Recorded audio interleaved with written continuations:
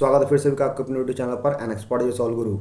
और आज मैं आपके सामने फिर से एक बहुत ही ज़बरदस्त वैकेंसी लेकर आया हूं जिसका नाम है CAPF। जी हाँ दोस्तों, बेसिकली अगर बात करते हैं CAPF के बारे में क्या है, तो इसके द्वारा आप लोग असिस्टेंट कमांडेंट यानी AC बनते हैं। और यह हर साल फॉर्म जो है वो UPSC के द्वारा निकाली जाती है।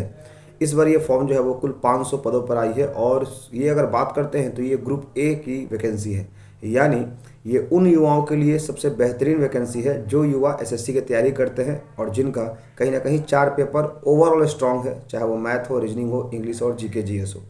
तो ये वीडियो इसी के संदर्भ में रहने वाला है, क्या कुछ रहने वाला वैकेंसी, कितनी सिलेबस रहने वाला है, क्या क्या इसके बुक लिए पढ़ेंगे, क्या इसका पैटर्न रहेगा, इसकी स्ट्रेटजी क्या होगी, सब्जेक्ट वाइज एनालिसिस हम लोग बताएंगे। इस वीडियो को शुरू करने से पहले जो नए व्यूअर्स चैनल को देख रहे हैं उनको बताना चाहता हूँ कि इस चैनल पर आपको बिहार के सभी वैकेंसी के बारे में आपको डिटेल एनालिसिस बताया जाता है। साथ ही साथ आपको सेंट्रल लेवल में जो भी अच्छी वैकेंसी आती है उसका भी आपको डिटेल कह सकते हैं नोटिफिकेशन बताया जाता है। और केवल नोटिफिकेशन ही नहीं, उसके एग्जाम का एनालिसिस भी किया जाता है और उसके रिगार्डिंग आपको मॉक टेस्ट भी दी जाती है। इसलिए वैसे बच्चे जो आर्थिक रूप से कमज़ोर हैं, जो कहीं ना कहीं पेड बैच या फिर पेड कोचिंग नहीं कर पाएंगे, वो हमारे साथ जुड़िए और आपको फ्री ऑफ कॉस्ट सारा कंटेंट यहाँ से मिलेगा। बस करना क्या है, आपकी मेहनत और हमारा गाइडेंस आपको मिलता रहेगा, जिससे आपकी सफलता सुनिश्चित होती रहेगी। ठीक है, साथ ही साथ ये वीडियो अपने उन दोस्तों को भी शेयर कर दीजिएगा जिनकी उम्र 20 से 25 वर्ष के बीच में है और जो कहीं ना कहीं एक सरकारी नौकरी की तलाश में दिन रात मेहनत कर रहे हैं। ठीक है, तो चलिए शुरू करते हैं आज की वीडियो।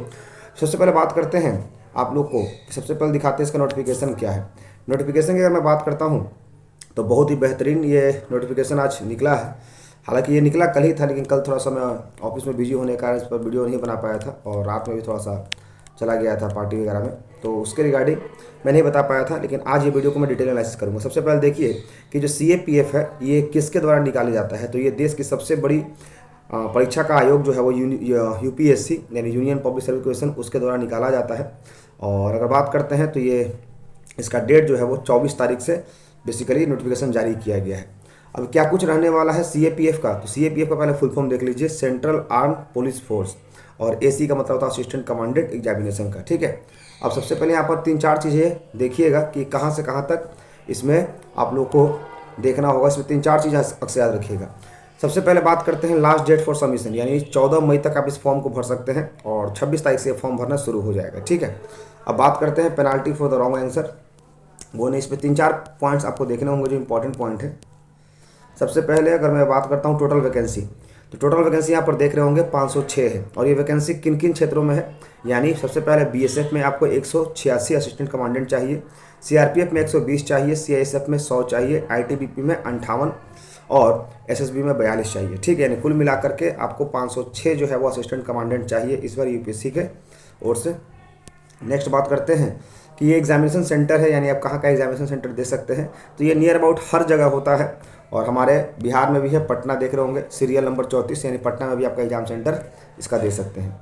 नेक्स्ट अगर फिर बात करते हैं कि CRPF में और CISF और ये जितने भी पोस्ट हैं उसमें सबसे जो बेहतरीन अगर पोस्ट होती है तो वो CISF होती है। ठीक है, नेक्स्ट अगर बात करते हैं तो इसमें नेशनलिटी इंडियन चाहिए। एज फैक्टर क्या होता है, तो एज फैक्टर याद रखिएगा 20 से 25 वर्ष, यानी आप 20 से कम नहीं होने चाहिए और 25 से अधिक नहीं होना चाहिए। क्योंकि CRPF एक AC जो एक ऐसा पोस्ट होता है असिस्टेंट कमांडेंट जिसमें काफ़ी अधिक एज नहीं मांगता है और काफ़ी कम भी एज नहीं मांगता। तो 20 से 25 एक एवरेज आपका जो होता है वो आयु के बीच होनी चाहिए, यानी जो जनरल कैंडिडेट हैं उनकी मुख्य रूप से 20 से 25 के बीच में उम्र होनी चाहिए। वही अगर बात करते हैं SC ST की, तो SC ST को थोड़ा सा छूट दिया गया है। तो कितना दिया गया है, SC और SC को दिया गया है, SC और ST को 5 साल का छूट दिया गया है, यानी वो 30 साल तक इस फॉर्म को भर सकते हैं। वही एक्स सर्विसमैन को भी थोड़ा सा इसमें छूट दिया जाता है। ठीक है, नेक्स्ट अगर बात करते हैं उसके बाद, तो यहाँ पर और तो इसमें बेसिकली कुछ ऐसा है नहीं, लेकिन फिर भी अगर देखते हैं तो मिनिमम क्वालिफिकेशन यानी आपको इस फॉर्म भरने के लिए क्या होना चाहिए, तो आपको बैचलर डिग्री कंप्लीट होनी चाहिए। यानी आमतौर पर जो बच्चा 20 से 25 साल के बीच में होता है उसकी बैचलर डिग्री कंप्लीट हो ही जाती है, तो आपको बैचलर डिग्री चाहिए ही चाहिए। फिर अगर मैं बात करता हूँ फ़ी के बारे में, तो इसका फ़ी क्या लगने वाला है, तो यहाँ पर देख रहे होंगे बोल रहा है कैंडिडेट एक्सपायर, यानी 200 रुपये आपको लगेंगे। जो भी आपका है ना, दिख रहा है ना, candidate expecting from excepting female SC ST candidate who are exempted from fee are required to pay 200, यानी कह सकते हैं कैंडिडेट जो है हम लोग को 200 रुपये आपको फॉर्म देना होगा और SC ST के लिए ये बेसिकली बिल्कुल फ्री रहने वाला है। ठीक है, यानी जनरल कैंडिडेट के लिए 200 रुपये आपको फ़ी देना होगा। फिर अगर बात करते हैं फ़ी के अकॉर्डिंग, तो फ़ी के बाद अगर आते हैं तो सबसे बाद वहाँ पर देखते हैं और तो कुछ यहाँ पर फ़ी के रिगार्डिंग कुछ है नहीं। उसके बाद अगर मैं बात करूँ तो लास्ट डेट समझ में आई कि 14 मई। थोड़ा सा इसका सिलेबस देख लेते हैं कि सिलेबस में क्या कुछ रहने वाला है, क्योंकि जाहिर सी बात है किसी भी एग्ज़ाम का सिलेबस ही जो है वो आपको मोटिवेशन पार्ट करता है कहीं ना कहीं पढ़ने के लिए। अब यहाँ पर थोड़ा सा फिजिकल स्टैंडर्ड भी देख लेते हैं। फिजिकल स्टैंडर्ड जो है बेसिकली वो 100 मीटर का रेस होगा। 100 मीटर का रेस जो आपको 16 सेकंड में मेल के लिए है और 18 सेकंड फीमेल के लिए। उसके बाद 800 मीटर का रेस होगा, वो आपका 3 मिनट 45 सेकंड और महिलाओं के लिए 4 मिनट 45 सेकंड।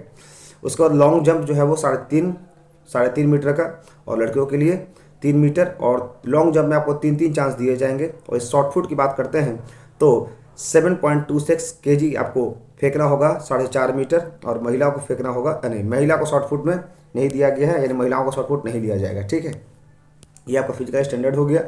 उसके बाद इंटरव्यू यहाँ पर एक होता है फाइनल सेक्शन से पहले, जब आपका निकलेगा तो इंटरव्यू आपको लिया जाएगा। यहाँ ध्यान से पढ़िए क्या लिखा हुआ है। Candidate who are declare qualified in the medical standard test will be called for interview, यानी आपका जो मेडिकल टेस्ट हो जाएगा उसके बाद आपको इंटरव्यू में बुलाया जाएगा, जिसको पर्सनालिटी टेस्ट बोलते हैं, by the UPSC. Candidate who are declared medically unfit but allowed to appear before the review medical board, यानी अगर आपको कहीं ना कहीं मेडिकली अनफिट किया जाता है तो फिर से आपको एक मौका दिया जाएगा कि आप जो है वो मेडिकल बोर्ड के सामने रिव्यू के रूप में आ सकें। On their appeal by the appellate authority will be called for the interview personality test. The interview personality test carry 150 marks, यानी जो आपका इंटरव्यू होने वाला है वो 150 नंबर का होने वाला है। अब फाइनल सेक्शन क्या होगा और merit, the merit will be drawn on the basis of marks obtain by candidate in the written examination and interview, यानी आपका जो रिटन और इंटरव्यू दोनों को मिलाकर फाइनल मेरिट बनने वाला है। अब बात करते हैं इसमें कि क्या क्या पेपर होने वाला है। तो पेपर 1 की अगर बात करते हैं तो इसमें आएगा जनरल एबिलिटी एंड इंटेलिजेंस, यानी आपका एक तो मैथ आएगा, दूसरा आपका reasoning. General mental and ability का मतलब बेसिकली यही होता है कि आपका जो क्वांटिटेटिव रीजनिंग होता है, यानी रीजनिंग होगा, क्वांटिटेटिव एप्टीट्यूड्स होगा, दोनों को मिला करके आपका पेपर 1 में जनरल मेंटल एबिलिटी होगा। दूसरा आपका जनरल साइंस, यानी साइंस का क्वेश्चन होगा, करंट इवेंट्स यानी करंट अफेयर्स होंगे, और इंडियन पॉलिटी इकोनॉमी आपका मतलब जीएस सेक्शन हिस्ट्री होगा। उसके बाद India and the world geography, ये सारी चीज़ें होंगी पेपर 1 में। यानी पेपर 1 में टोटल आपको 6 सब्जेक्ट होंगे। कौन कौन से?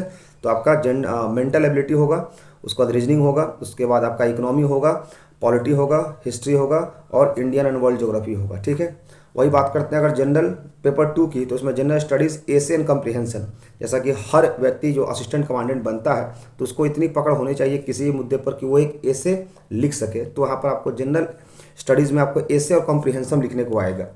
अगर बात करते हैं तो पेपर 2 में 2 होने वाले हैं, पार्ट ए और पार्ट बी। पार्ट ए में आपका ऐसे होगा और ऐसे जो होगा वो 80 मार्क्स का होगा, दिख रहा है ना। ऐसे question which are to be answered in long narrative form either in Hindi और English, totalling 80 marks. The indicative topics are modern history, यानी आप में को जो टॉपिक दिए जाएंगे ऐसे लिखने वाला मॉडर्न हिस्ट्री, जैसे कि मान लीजिए आपको लिख देगा भारत छोड़ो आंदोलन जो था, जो क्विट इंडिया मूवमेंट जो शुरू किया गया था उसके बारे में बोल देगा, या फिर कह देगा कि असहयोग आंदोलन के बारे में लिखें, तो आपको उसके बारे में पकड़ होनी चाहिए। Specially of the freedom struggle साफ साफ लिख चुका है। ज्योग्राफी के बारे में आपको दे देगा, जैसे मांग चलिए हिमालय के बारे में आपको विस्तार रूप से लिखने को कह देगा।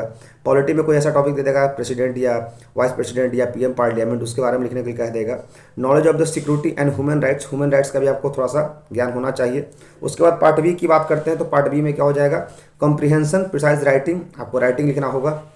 Language skill to be attempted in English marks only, ये 120 मार्क्स का, यानी पार्ट ए 80 मार्क्स का और पार्ट बी जो होगा 120 मार्क्स का, कुल मिला के 200 मार्क्स का होने वाला है। ठीक है, और यहाँ पर अगर मैं बात करता हूँ, ये तो हो गया आप लोग का जनरल एबिलिटी हो गया। जनरल एबिलिटी यानी पेपर 1 में आपका हो गया 6 पेपर, और वही बात करते हैं पेपर 2 में आपका 2 हो गया। ठीक, तो इस तरह से आप देख सकते हैं। और बाकी तो ये 24 तारीख से फॉर्म शुरू हो रहा है, यानी कल से ये फॉर्म शुरू हो चुका था, लेकिन 26 तारीख से बेसिकली ये फॉर्म सही रूप से भरना शुरू हो जाएगा। तो 24 से लेकर 14 तक आप इस फॉर्म को भर सकते हैं। बाकी इसमें ऐसा कुछ खास नहीं है जो वीडियो को लंबा किया जाए। ठीक है, बाकी इसमें ऐसा कुछ खास है नहीं। अब बाकी लोग वीडियो को लंबा करने के लिए भले ही आपको थोड़ा सा चीज़ों को इलोबरेट करके बताएंगे, लेकिन बेसिकली जो जितना बेसिक था मैंने बता दिया। हाँ, ये सबसे बड़ी चीज़ होती है वेट का। एक वेट पूछता असिस्टेंट कमांडेंट में, यानी आमतौर पर जो मेल होते हैं उनका वेट 50 kg होना चाहिए, और जो महिला होती हैं उनका 46 kg। इससे अधिक भी नहीं होना चाहिए, इससे कम भी नहीं होना चाहिए। और डिस्टिंक्ट विजन की बात करते हैं तो एक बेटर आई जो होता है वो 6/6 होना चाहिए, और अगर गलत है तो 6/12 होना चाहिए। वही बात करते हैं नियर विजन, तो N6 और और करेक्टेड जो होता है वो N9 तक होनी चाहिए। बाकी आपका जो लेंस की बात करते हैं तो -4 डायप्टर चल सकता है और इरर परमिटेड जो होगा +4 का चल सकता है। बाकी अगर बात करते हैं एज रिलैक्सेशन की तो ये 18 से 35 तक और लेंथ जो है वो 21 से 26 तक। और बाकी इसमें तो कुछ ऐसा है नहीं जो आपको देखा जाए। कान वगैरह तीत वगैरह ये तो आपको बेसिक चीज़ें हैं, वो आपको समझ में आ जाएंगी। तो ये रहा बेसिकली। हाँ, ये वेट का मेजरमेंट दे रखा है। देखिए सबसे बड़ा क्या लिखा है, हाइट इन सेंटीमीटर, यानी अगर मान लो कोई बच्चा 156 मीटर का है और उसकी उम्र 18 से 22 तक है तो उसका वेट कितना होना चाहिए, 44 से 54 kg। और मान लीजिए कि अगर मेरी हाइट मैं अपनी हाइट की बात करता हूँ तो मेरा हाइट जो है वो 168 है। तो 168 वाला अगर मैं अपनी हाइट की बात करता हूँ तो मेरा उम्र के अनुसार से मान के चलिए कि अगर मेरा उम्र 23 से 27 के बीच में है तो 168 वाला को कितना होना चाहिए, तो 52 से लेकर 64 kg तक बीच में आपका होना चाहिए। तो ये रहा विस्तार रूप से कह सकते हैं असिस्टेंट कमांडेंट की तमाम चीज़ें। फॉर्म कब से फर्ज शुरू हो जाना, तो 24 से लेकर अगले महीने 14 तक। फीस कितना लगने वाला है, तो 200 लगने वाला है। इसमें कितने पेपर होंगे, तो 2 पेपर होंगे, पार्ट 1 और पार्ट 2। पार्ट 1 में 6 पेपर होंगे और पार्ट 2 में 2 पेपर होंगे। 2 पेपर मिला के 200 नंबर हो गए और आपका इंटरव्यू जो होगा वो 150 नंबर का होगा। और अगर बात करते हैं फिजिकल स्टैंडर्ड तो पहले आप लोग का 100 मीटर रेस होगा, फिर आपका 800 मीटर रेस होगा, फिर 3.5 मीटर हाई जंप होगा, उसके बाद लॉन्ग जंप होगा, शॉर्ट फुट होगा 7.2 kg का, इस तरह से। और अगर बात करते हैं इसका पिछले बार कटअप का, तो पिछले बार इसका कटअप काफ़ी हाई गया था। उसका मैं एक अलग से डिटेल वीडियो बना दूंगा कि 2023 का जो एसी का जो था वो फाइनल कटअप कितना गया था, ठीक है। तो ये बच्चे जो भी बेसिकली कह सकते हैं फोर्स में जाना चाहते हैं उनके लिए काफ़ी बेहतरीन ये जॉब है, क्योंकि असिस्टेंट कमांडेंट समझिए कि एक तरह से ग्रुप ए लेवल का ये जॉब होता है। यानी एक बार आपका ये जॉब हो गया तो लाइफ में फिर आपको कोई दूसरा देखने की आवश्यकता नहीं पड़ेगी।